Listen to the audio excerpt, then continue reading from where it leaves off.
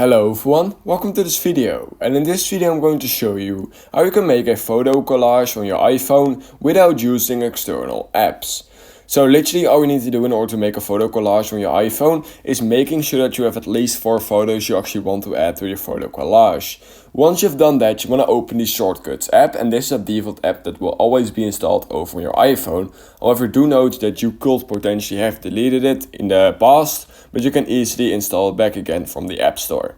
Once you have done this and opened Shortcuts, all you need to do is go to the bottom right corner of your screen at Gallery. Alright, so once you're here at Gallery, all you need to do is type in search, and you want to type in photo, just like this, and then you will see photo grid. So you want to make sure to add photo grid by clicking on this little plus icon right here, and this will add photo grid to our shortcuts. So once we're here at shortcuts, we can right now see photo grid. Now, all we need to do in order to actually use photo grid is click on it, just like this. It will open our gallery, so you want to now make sure that you have your photos ready you want to add, just like this. And then all you need to do is click on add at the top right corner of your screen, right here. And now it will be making your photo collage. And as you guys can see right now, my photo collage is completely done.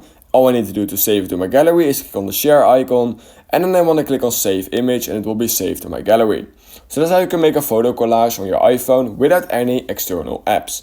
If you learned something from this video, I would highly appreciate it if you could like this video and subscribe to my channel. And I hope I will see you in my next YouTube tutorial video.